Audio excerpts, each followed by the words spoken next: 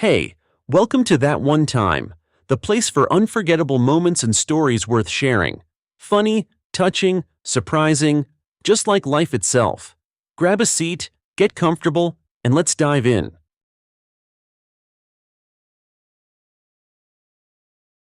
A strange, unknown state enveloped him. He felt every cell of his body but couldn't move, sensed smells and sounds without understanding their origin or meaning. His head was filled with an absolute terrifying emptiness, as if the whole world, including his own name, had vanished without a trace. The only undeniable truth was that he was lying down. Finally, gathering the last of his strength, he tried to open his eyes. His eyelids fluttered, and timid glints of light pierced the utter darkness. They widened, merged, turning into two flickering slits through which blinding daylight streamed. At the same instant, an unbearable pain shot through his head, making him squeeze his eyes shut convulsively and silently beg for the return of the blessed darkness. The pain thrashed within, without rhythm or measure, all-consuming and absolute. He knew for certain that this was the strongest pain he had ever had to endure. A deep, desperate groan escaped his chest. A moment later, he felt something cool and soft settle on his forehead, smoothing his damp strands of hair. This touch brought instant relief, taming the hammers and saws raging in his head. His convulsively flared nostrils caught a light, barely perceptible scent, a mixture of freshness, tartness, and something sparkling, both familiar and completely new.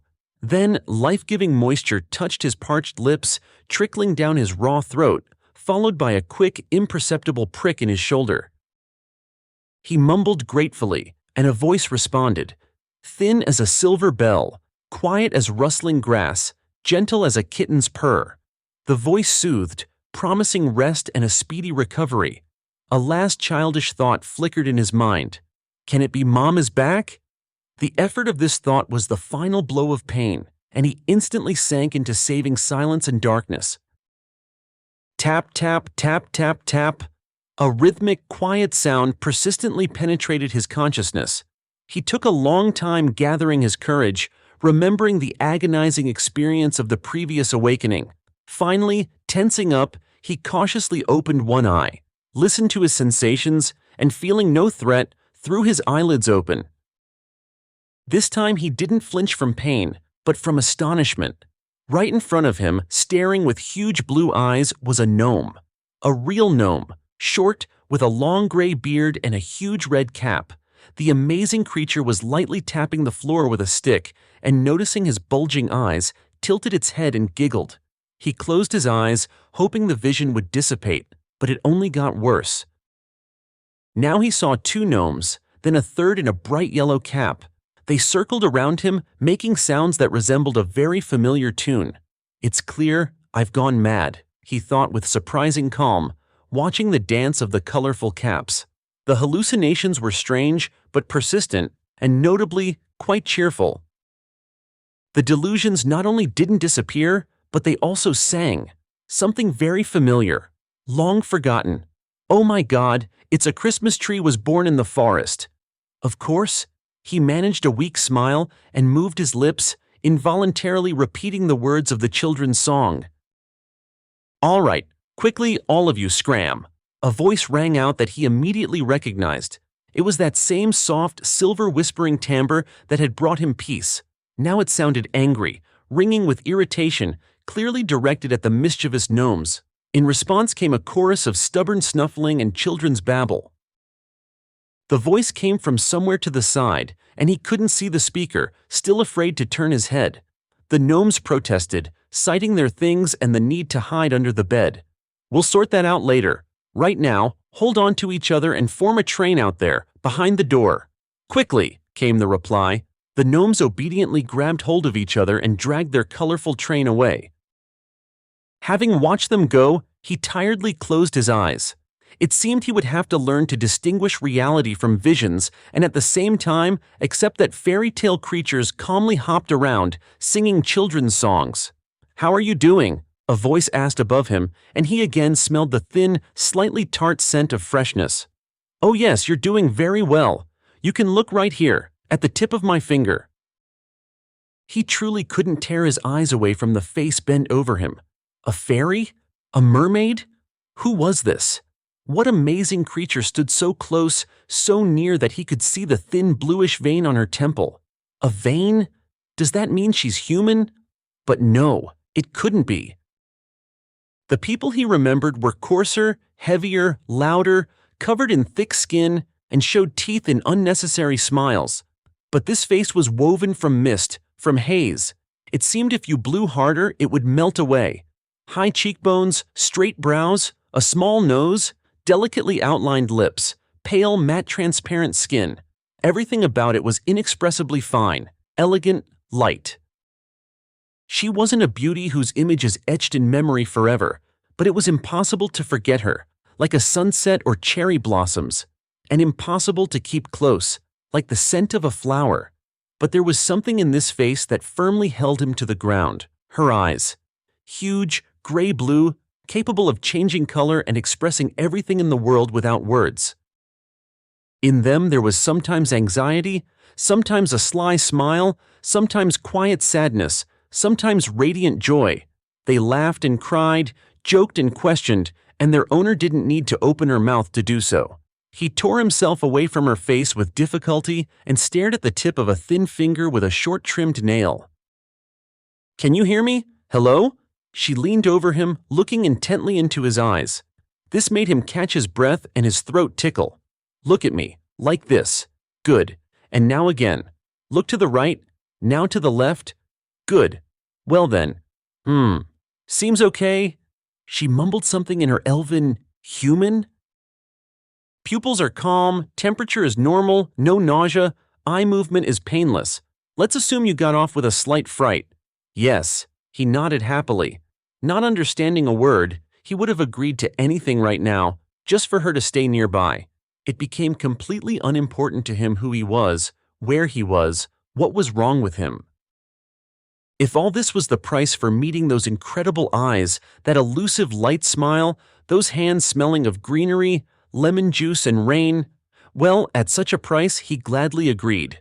"Listen," she smiled, "it feels a bit awkward using you like in a job interview. Let's switch to you, informal, okay?" Suddenly, something else, not pain, pierced him. "Hey, what happened? Are you feeling bad? Is your head spinning?" She leaned in anxiously, watching his tense face. "Yes, something happened. Or rather, it's about to happen." How awful! How could he confess to the magical fairy that the most earthly, prosaic need was beginning to torment him?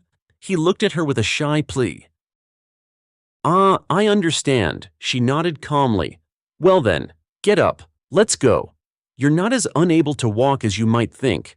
By the way, all the more reason for us to switch to you, informal, quickly. Such matters are easier to deal with between good comrades, aren't they?" He didn't even notice how, to the sound of the silver voice, he found himself awkwardly standing on his feet, tucking his tightly bandaged limb under him. "Just a bad sprain," she explained, following his gaze. With a quick, flexible movement, she slipped under his arm. So they hobbled to a place that, to his surprise, existed not only in the homes of mere mortals, but also in the dwellings of fairies. There, he looked at his reflection and recoiled in fright. Staring back from a mirror cracked in the corner was a gaunt figure with cloudy eyes, a scrape on his forehead, and a significant 3-day stubble. "Aha, looking good," his hostess nodded cheerfully. "But I must admit, it suits you somehow. We even gave you a nickname, the Noble Night Robber. The boys think you fought bravely, but couldn't withstand 100,000 enemies." She promised to give him a razor and comb so he could become shaven, decent, and boring again. He really wanted to ask who we were and why being shaven was boring, but he didn't dare. "Well, there," she said when he settled back onto the bed. "So you don't remember anything? Well, then I'll tell you what I know. Maybe some memories will surface for you." She introduced herself. Victoria or Vicky. This was her apartment, and he could stay here as long as he needed. So, the fairy tale fairy turned into a perfectly real young woman named Victoria, but his inner tremor at the sound of her voice, the smell of her hands and hair, the sight of her eyes didn't disappear. It only grew stronger with the thought that all this belonged to someone who wouldn't vanish. She had found him on the street, not far from her home, late in the evening, lying in a snowdrift. He was beaten, unconscious, in just a shirt and jeans. Asking a passerby for help, she dragged him to the emergency room. There they were asked to leave because he had no documents. And yet, at her requests and demands, he was brought to consciousness. His head, leg, and fingers were bandaged. To a clinic? I don't have one. Sorry. So I brought you to my place, put you to bed. Well, and then you know, she finished simply. But don't worry. I'm not a doctor, but at least I can provide first aid and proper care. After all, 5 years of medical school are behind me. She sighed lightly, thought about something, but then, as if catching herself, smiled easily and brightly. You'll rest for a couple of days. Maybe you'll remember something. And anyway, you need to recover quickly because New Year's is in a week. Something stirred, turned slightly in his head, but then quieted down again. I see. So, you live here alone? He asked cautiously, still unaccustomed to using the informal you, posing a very important question for him. What if everything collapsed now? What if his fairy had a legitimate fairy of her own? Well, why alone? She chuckled, and his heart ached with longing. Completely alone. Although honestly, sometimes I really dream of being alone, if only for a little while. You've already seen my company. That's how we live, the four of us, with the gnomes. You live with gnomes? He asked, shocked. With 3? He clarified. For some reason, the funny ambiguity of his question hung in the air, and suddenly, Vicky began to shake with quiet laughter. He looked at her in surprise, smiled uncertainly, giggled, clutching his ribs against the throbbing pain, wincing and groaning, and burst out laughing himself. Aha! That's the kind of Snow White I am, though slightly shortchanged by fate. Vicky laughed, finally turning into a charming, earthly woman. I only have 3 gnomes, not enough for a full set. Having calmed down, wiping away the tears from laughing, Vicky stunned him with an incredible fact that didn't fit her at all. It turned out that the gnomes were, of course, not some fairy tale creatures at all, but children, little ones. The twins George and Alex, 5 years old, and Victor, who was the same age. And when he first saw them, they were trying on costumes prepared for the New Year's party at kindergarten. That's how amusingly his delirium dissipated. Wait, I don't understand. If George and Alex are twins, and Victor is their age, they should be triplets, shouldn't they? He tried to understand why the news that Victoria had 3 children didn't shock him at all. Probably because everything about her had to be unusual, not like other women. Even if she was earthly and had a wonderful but quite ordinary name, and even once studied at an institute like mere mortals. But still, she was a miracle, extraordinary and incredible. She had 3 little ones. Well, that was a miracle too. Well, why necessarily triplets? Vicky smiled. Not necessarily. Here's a riddle for you. Lie there and ponder. Very useful in your condition. She checked his bandages, made sure he had eaten, and gave him an injection. Now, sleep. He hastily caught the thin hand, smelling of the same melody of greenery, coolness, and freshness, and pressed it to his lips, and gasped in amazement. The palm, which he seemed to be holding tightly with his bandaged whole fingers, literally dissolved, disappeared, leaving a slight chill and a sweet bitterness on his lips. He moaned with pleasure and, as he had become accustomed to, fell into silence and darkness. One bright, calm day. Then another. His leg ached with a sprained tendon, his ribs complained painfully to each other about cruel treatment, and one of his fingers suddenly decided to swell up to the size of a sausage. And yet he had never felt so good. He couldn't explain it.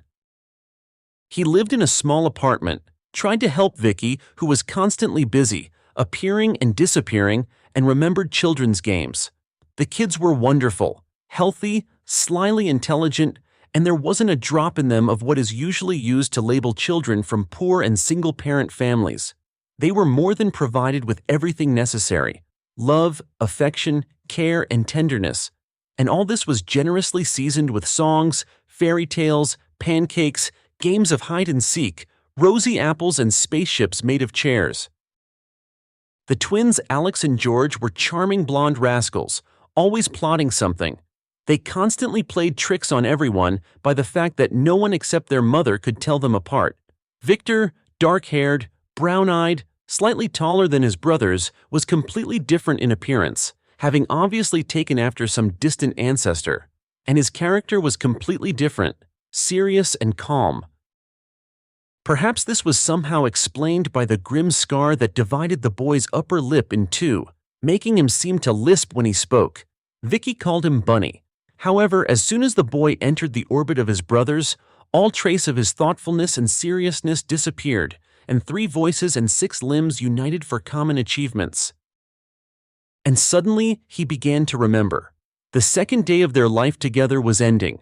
The little ones had started their usual cheerful roughhousing on the floor, but after a while, one of the twins slightly detached himself from the tangled ball of arms, legs, and heads, and seized by an unexpected creative impulse, began to sing, "Tony, Tony, let's go dig potatoes. Tony, Tony, let's go dig potatoes." His comrades supported him readily, willingly, and immediately. Vicky laughed, and he flinched and lunged forward, but got tangled in the blanket and nearly fell off the bed. "Potatoes. Tony, I remember. My name is Potatoes. That is Tony. Anthony. I am Anthony. Well, hello, Anthony. Nice to meet you." She smiled, and her eyes shining, now bright blue like the sea under the sun, shook his hand. "Well, Anthony," she said his name with pleasure. "The first step is taken. Now everything should go faster. And you probably need to go to the police. After all, they must be looking for you, worrying." Although she involuntarily looked at his washed and ironed, but frankly worn-out jeans and shirt with a collar frayed to threads. "Yes, I understand. I've become a nuisance to you. Informal. I'm sitting here, eating you out of house and home. You're spending money on food, medicine, time, energy. And anyway, yes, I should leave. I understand everything, but I don't want to leave." The words burst out unexpectedly on their own and surprised him no less than Victoria. "Well, if you think so, of course you can stay with us for a while longer, get stronger. Frankly, I'll be glad if you stay for a couple of days." She explained that the boys had colds, they wouldn't be allowed into kindergarten, and she needed to work, and New Year's was just around the corner. Besides, their neighbor, old Mrs. Zoe, who usually helped, had fallen ill. "So if you stay with the kids, you'll really help me out." Oh my God, finally he could be useful to her in some way. He suddenly wanted to fall to his knees, kiss Vicky's hands, and thank her for the honor of helping her. Frankly, he didn't understand at all how she managed everything. Early in the morning, she would rush off somewhere. By lunchtime, she would bring back a pile of colorful paper, frames, folders, and humming something under her breath, she would cut and glue with delight. Then she would effortlessly ladle from pots in the kitchen, splash water in the bathroom, gather her mysterious crafts, and rush off again. In the evening, the apartment would fill with boys, shrieks, crashes, dirty sneakers and t-shirts, drawings, chomping, songs, arguments, and sometimes desperate roars. Finally, everything would quiet down, and Vicky would disappear like the last ray of sun, sometimes for the whole night, only to appear at home as unnoticed as the first morning light entering it. But clothes, washed at some unknown time, would be folded into neat piles, savory soups, porridges, and stews would fragrant in the pots. Everything was in its place, and the boys magically became clean and combed. How did she manage it? A mystery. Perhaps it was one of her magical secrets. Victoria reluctantly told him about her life, or rather, she didn't say anything at all, just smiled. So there was no doubt about the pointlessness of these stories. Why talk about the past? Isn't it clear that here and now she was absolutely serenely happy? That she was completely content with life, enjoyed every day of it, and only dreamed that, God forbid, nothing would change? Yet much of what surrounded her somehow didn't fit the concept of absolute happiness. However, how could he judge what this amazing woman truly needed? Maybe she really was happy? Frozen fingers, her lack of a winter down coat, and the sole of her boot threatening to fall off any minute, which she was gluing back on, thinking no one saw. These were certainly no reason to give up a cheerful walk with the boys. And what did it matter, for example, that the faded, darkened wallpaper in the corners, the old refrigerator shaking in its last throes, and the fact that only one burner on the stove worked properly? So what? Did all this prevent the unrestrained fun reigning in the house or make the dishes less delicious? No, quite the opposite. It was so fun and great to draw on the faded wallpaper altogether, and no one else had such pictures on their walls.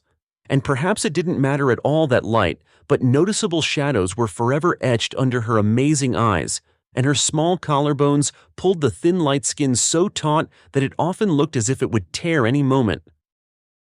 Well, maybe that's how they're supposed to be, semi-transparent, weightless. But really, where have you seen a fairy with rosy cheeks and excess weight? Realizing that he wouldn't get anything out of Vicky anyway, Anthony looked more closely at everything around her and at the people living nearby. The house was small, 2-story, with a single entrance, very old, with a wide, creaky staircase. There were only 4 apartments in it, and all the neighbors knew everything about each other and then some. The house was sick, celebrated, grieved, was indignant, and rejoiced. In short, it lived. And Victoria was its small, brave heart. Anthony became convinced of this very soon. Holding on to the railing, the man was already quite skillfully hopping on his 1.5 legs, accompanying the gang of boys outside. "There they are," yelled the neighbor from the ground floor, Irene, whom everyone called Auntie behind her back, nearly trampling them.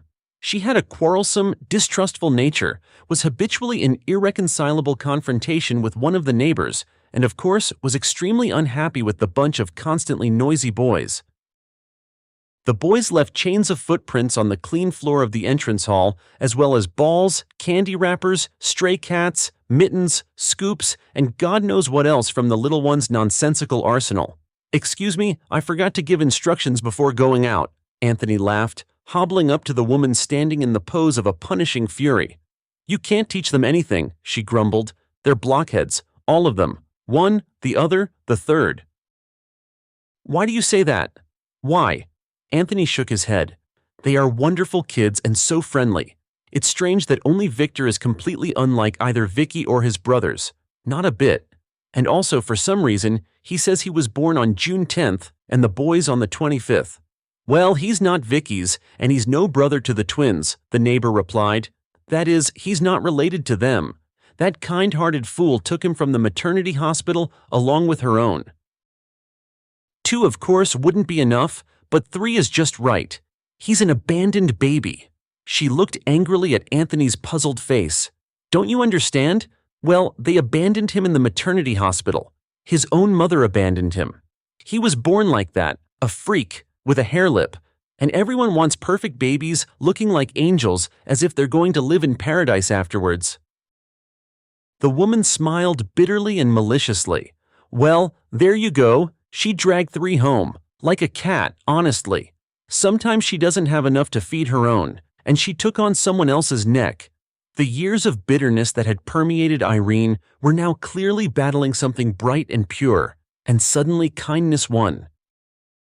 The woman smiled, and her usual mask of grimness and wariness seemed to fall from her face. Although, of course, Vicky saved Vic. Where would he go like that? No one else would have taken him. A direct road to the baby home, and then to the orphanage. And there, can you imagine what would happen to him? Like that, there? They would have worn the boy out, that's all. And suddenly, as if remembering herself, she grimaced. Her life will start from this. Well, not a life, but hard labor. Now she's working her fingers to the bone at 3 jobs. Soon there'll be nothing left of her.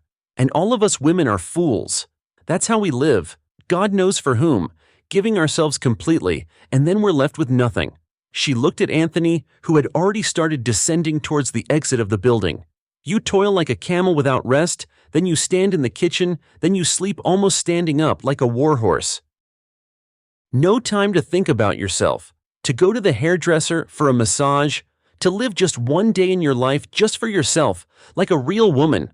I'm a woman too, by the way. And tell Vicky, if she really intends to decorate the Christmas tree in the yard, she can clean up the mess afterwards herself. Irene's screams were heard even after the entrance door closed behind him. Ah, so that's who our Mrs. Zoe has been these days. Anthony heard another woman's voice behind him, but completely different. Quiet, calm, slightly shaky. Just in case, he counted the boys bustling in the snowdrift and turned around. Behind him stood a short, slightly hunched old woman in a funny fur hat. "Are you Anthony? Vicky told me about you." She smiled with an incredibly warm, kind smile, the kind only grandmothers have who don't distinguish between their own and other people's grandchildren. "She found you, did she? And now she's nursing you back to health?" "Not surprising, that's how she is. Always has been. Always rushes to help everyone. It doesn't matter who's in front of her. A child, a sparrow, a man, a kitten, an old woman. Just don't tell dear Vicky you saw me outside," she asked, smiling. "She'll scold me for going out. She came running to me on her way to work this morning, took my blood pressure, brought pills, ordered me to lie down and not get up. But I dragged myself out. I really need to go to the post office to send presents to my grandchildren. My grandchildren are far away. My son Steven works there. I want to see my Steven so much, and the girls. I just can't stand it." She sighed and wiped her eyes with a handkerchief. "No, I don't blame Steven," she justified her son, unknown to Anthony. "Where would he find the time? It's flying halfway across the country. They are busy people, both him and his wife. They don't forget me, don't you think? They call me often. They worry too. They always promise, 'We'll come, we'll definitely come.' But when? No, I understand everything. I'm just very afraid because I might die any day now and won't see them." She again dabbed her eyes with the handkerchief, raised her bright, clear eyes to Anthony, the kind only children and old people have, and smiled shyly.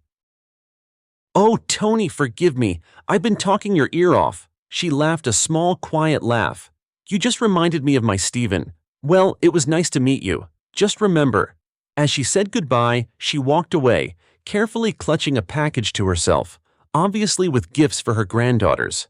And he, who hadn't said a word to her, watched her for a long time, unusually yearning for someone else's separation. Having had their fill of playing, the boys tumbled into the entrance hall in a noisy crowd, covered from head to toe in soft snowballs. Anthony, hobbling behind them, couldn't keep up. On the first-floor landing lay a leather glove. "He drops them all the time," one of the boys announced authoritatively from above. "He lives in apartment 2. Anthony rang the doorbell, and after a few seconds, a thin woman with a tired face and dull eyes opened it. "Ah, Wally?" Anthony stammered, fumbling with the glove in his hand. The woman waved her hand towards a room. A man was sitting on an old sofa, broad-shouldered with regular features, dark wavy hair. Even being 100% male, preferring to admire female beauty, Anthony couldn't help but admit, the man sitting before him was very handsome. He didn't belong here, among the faded wallpaper, old furniture, and dusty stale air. He should be shining with intelligent eyes on a movie screen, be a physical education coach. But the man couldn't do any of that. Not stand, not run, not jump, nothing. Because his legs, helpless, unnaturally thin, and deathly still, weighed nothing, pinning him to the cracked, long unpainted floor more securely than multi-ton shackles. He raised his head and smiled. "Again?" he said. "No, really, I'll ask Mom to sew on an elastic band. I walk, but figuratively speaking. That is, I ride. I used to ride. And in a wheelchair?" Anthony asked cautiously. "It's called a wheelchair," the man said without self-pity and with a familiar, long-standing, therefore calm pain. "Even without a leg, I still enjoy privileges. I can sit in my chair even in the presence of the head of state." However bitter he felt, he couldn't help but smile and laugh. "Vicky came up with that for me, you know, it helps. And anyway, if it weren't for her, I might have been… well, never mind. And I do have a chair, yes, it's over there." Walter waved his hand towards a pile of iron on wheels. "My old one, it's been repaired 10 times, all for nothing, it constantly breaks down. And buying a new one is very expensive, and you have to wait for a free one. so I sit and wait like a miracle from Father Frost." From the words of the handsome young man, sitting helplessly trapped within four walls, there was such a sense of hopelessness that Anthony lowered his eyes, and when he raised them again, he blinked in surprise. A painting hung on the wall.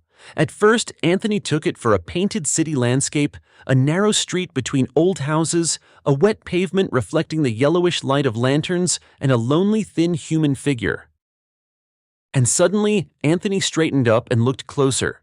The painting seemed to come alive, to stir. He even thought the little figure took a small step forward. Was he having hallucinations again? He glanced back at Wally in a panic. The latter nodded and smiled. Anthony walked closer and gasped. The painting was three-dimensional. The houses seemed to protrude from the frame, like real ones, and it seemed the light would come on in the windows any moment. A tram would turn the corner. Look, the rails gleamed between the houses, and the figure would jump in place and hurry about its business. In academic terms, it's called paper toll, a technique for creating three-dimensional paintings, Walter explained to the astonished Anthony. And in simple terms, it's called Vicky's Little Miracle. It's her painting. She gave it to me a long time ago. I just look at this street, and sometimes I feel like I'm walking on it myself, breathing the air after the rain, afraid of getting hit by a tram. My God, what happiness it is to be afraid of getting hit by a tram. Oh well, he decided to change the subject. How is that? You've been staying at her place for several days and haven't seen any of her paintings? Although, yes, she doesn't keep them at home, as she once said, she's afraid of falling into self-admiration. How can she have nothing left? She just makes them and sells them right away. Money is needed, for the boys, for all her charity work. And she also works shifts at the hospital, washes dishes in a restaurant, and I just sit. Walter pulled his pathetic remnants of legs towards him and smiled. Can you imagine, she told me once. Dear Wally, she said, I've calculated that to buy you a new chair, I only need to make 86 paintings. I've already made 10, just a trifle left. Isn't she a fool? A few hours ago, Anthony had already heard Vicky called a fool, but then the shrill female voice boiled with misunderstanding, disbelief, and bitterness, so the word came out poisonous, sticky. Now the crippled young man said it softly, affectionately, carefully, and it sounded like a tender, touching, timid confession. Are you leaving soon? Brown-eyed Victor looked at Anthony seriously, intently. Tired of me, huh? The man nodded playfully at the boy.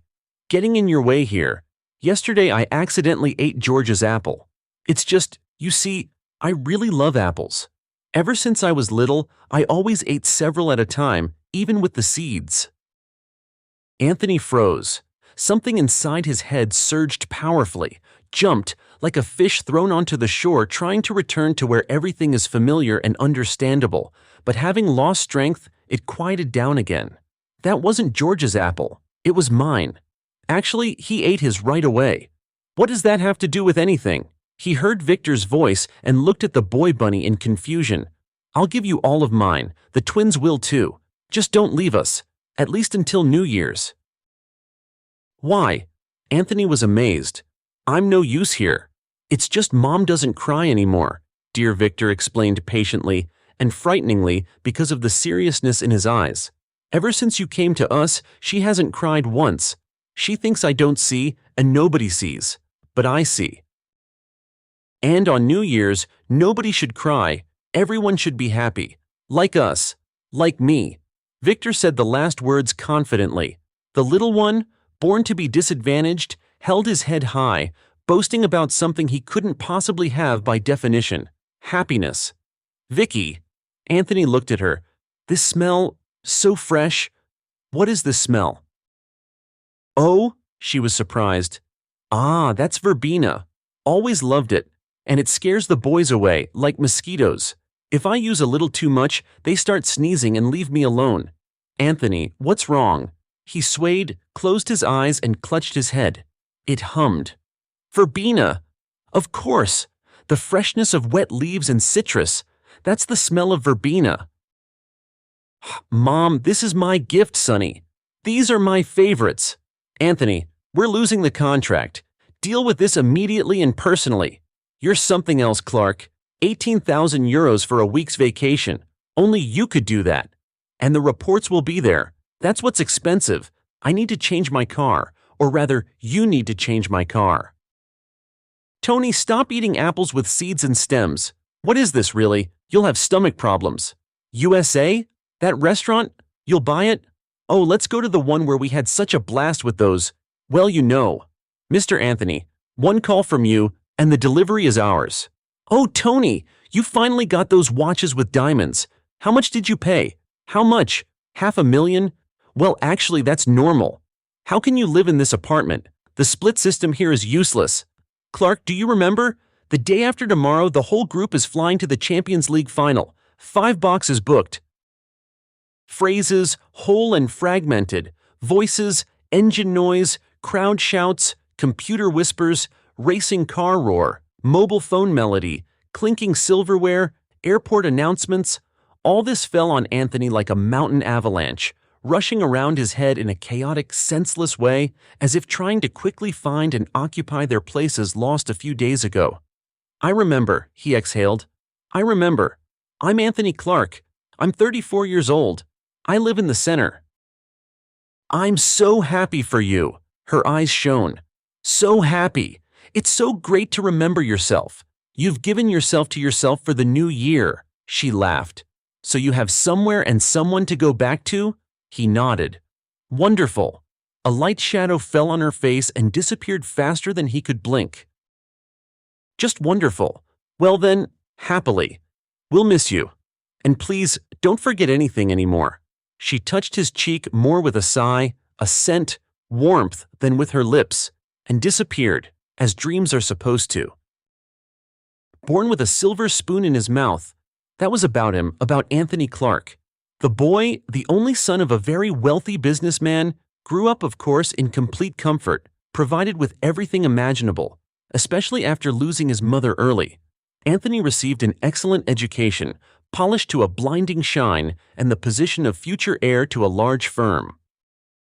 Along with this, he inherited a fate, pre-planned down to the smallest detail, from which it was almost impossible to escape. However, the track was comfortable, luxurious, and consistently aroused the envy of others. When Anthony turned 30, his father completely handed over the affairs of the large company to him, and along with this, he inherited the duties of the life of the party for a group of rich young businessmen convinced that everything is bought and sold, the only question is the price. They bought and sold cars, companies, honor, clothes, foreign resorts, women, health, conscience, restaurants. Only Anthony suddenly began to notice that with the years, the price became higher and higher, and what was bought became worse and worse. Life began to offer blatant junk that made his head ache with longing and his heart cool with indifference. And then, at the very end of the year, there was a half-joking bet. When was the last time you worked not by tapping on a laptop, not by shouting into a phone, and not by bossing around secretaries, but really with your hands? What can you even do? If you take away your credit cards, your supercars, you'll starve to death in a week, one of them started. I still remember your screams on the plane that people with illnesses should fly on separate flights. When was that? And anyway, that's not the point. I can easily live without money. Bet? Anthony held out his hand. Bet! Exclaimed his friend. My driver's parents are just moving out of an old communal apartment. There's your place to live. Just remember, you give up everything. Your watch, your ring, your 100 grand sneakers, all your credit cards, phones, and we'll monitor your accounts. You won't pull out my porcelain teeth, Anthony grumbled. Wish I could, his friend laughed. All right, you convinced me. Until Christmas. On our Christmas trip. Deal? They shook hands in front of a large crowd of cheerful witnesses.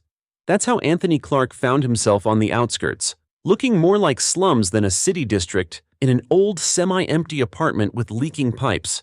For 2 days, he honestly held out, so to speak, on his subcutaneous fat, and then, to get food, he nearly got into a fight with stray dogs he met.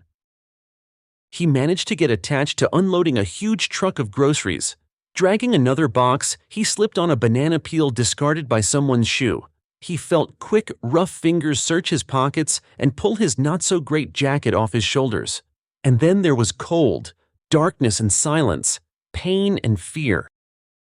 The smell of verbena, the song about a little Christmas tree that's cold in winter, and an adventure the length of a small life. Gnomes and a handsome disabled man, a poor little apartment, a masterpiece made of paper on the wall, a lonely old woman, and the most delicious chicken broth in the world.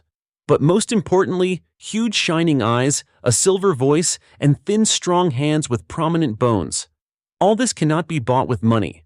Or can it? He arrived at the familiar house and immediately saw Vicky.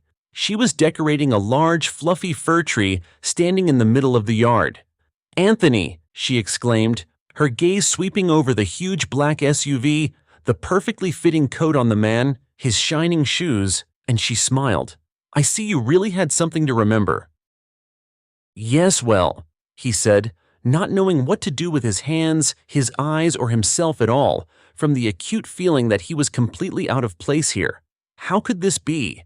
It had been so good just recently. People smiled at him. They loved him.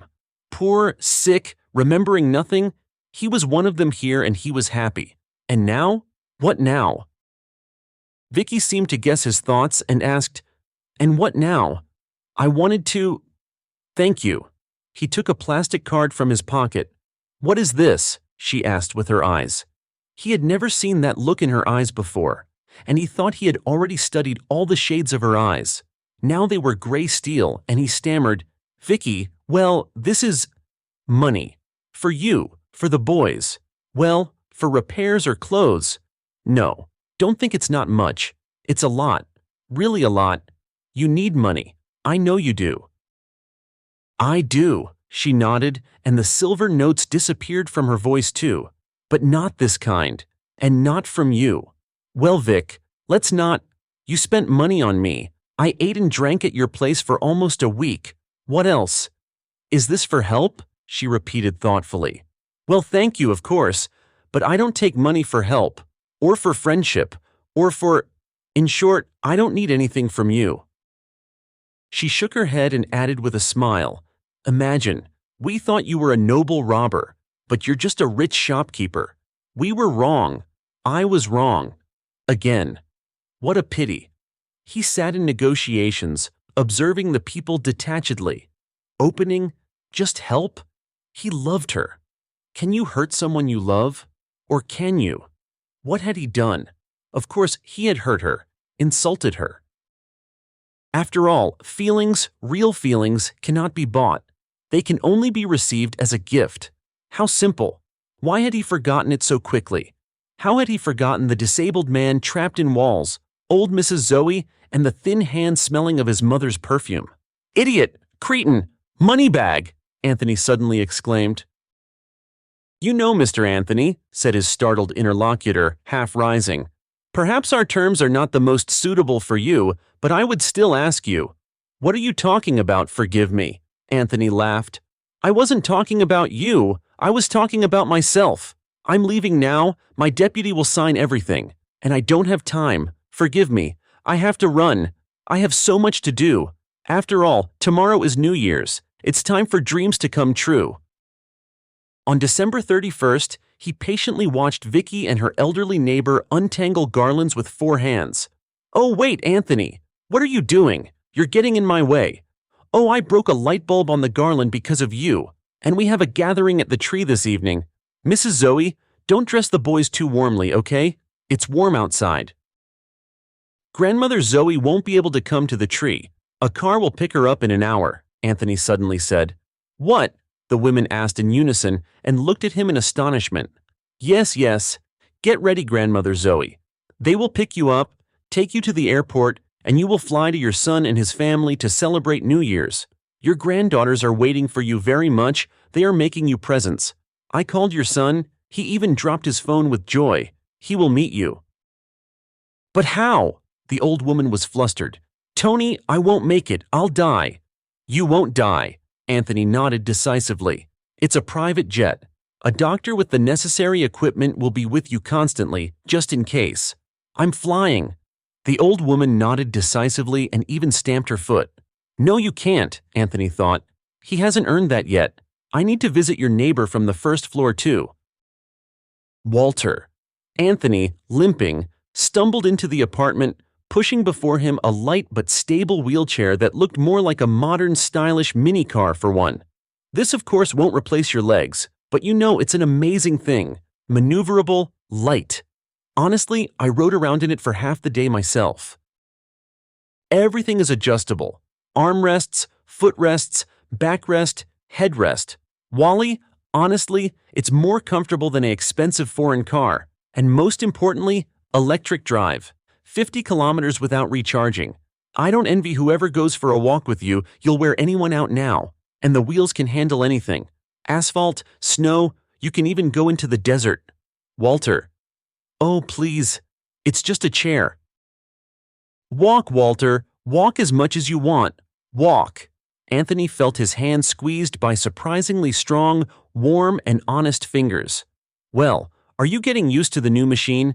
He nodded to Wally's mother, who was bewildered, disbelieving, not knowing whether to cry or laugh, but who had already shed her hopelessness and despondency somewhere. She looked at her son and openly admired him. We're waiting for everyone at Vicky's tree tonight. After all, New Year's is coming soon. They finally gathered in the yard, by the tree shining with garlands under a light snowfall. The boys, who were reluctantly pulled away from a mountain of presents, Walter, incredibly handsome, looking confidently ahead, obviously towards the distances he would roll in his new chair, his mother looking 20 years younger. Victoria.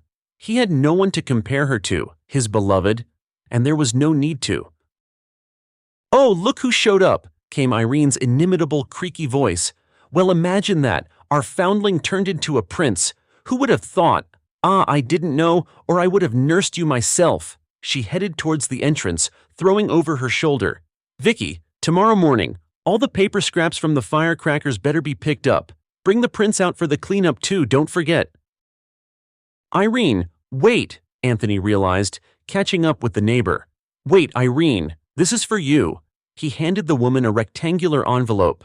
What is this? She stared at Anthony suspiciously. It's a certificate for a full day at a beauty salon. Massage, manicure, hairdresser, masks, what else? Lots of things. Whatever you want.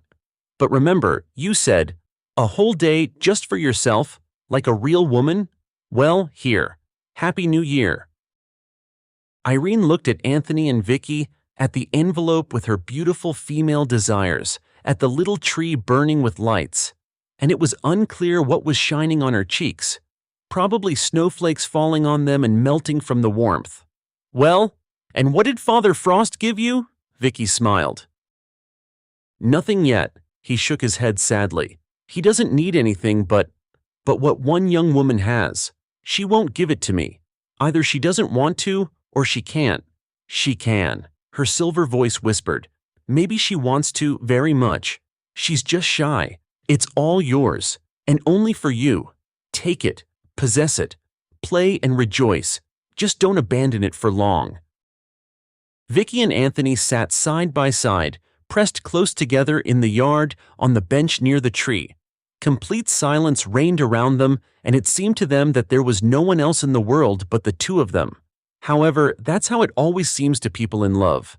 Quiet, light snow fell from the sky, sifting down in delicate, weightless flakes. The tree, sparkling with lights, swayed a fluffy branch, and Anthony simultaneously felt that a tall Father Frost with a white beard would look out from behind it, shake his staff at them, and sternly ask, "And who is giving out gifts right and left instead of me?" The snow fell quietly, making the world whiter, cleaner, and kinder, more worthy of the new year, without a doubt, happy and bright. "And I figured out your secret," Anthony whispered. Purred. Vicky, pressing against his side. "It's very simple. If you want to be happy yourself, make someone else happy." And somewhere far away, as if agreeing with him, the New Year's chimes struck softly, resonantly, and joyfully.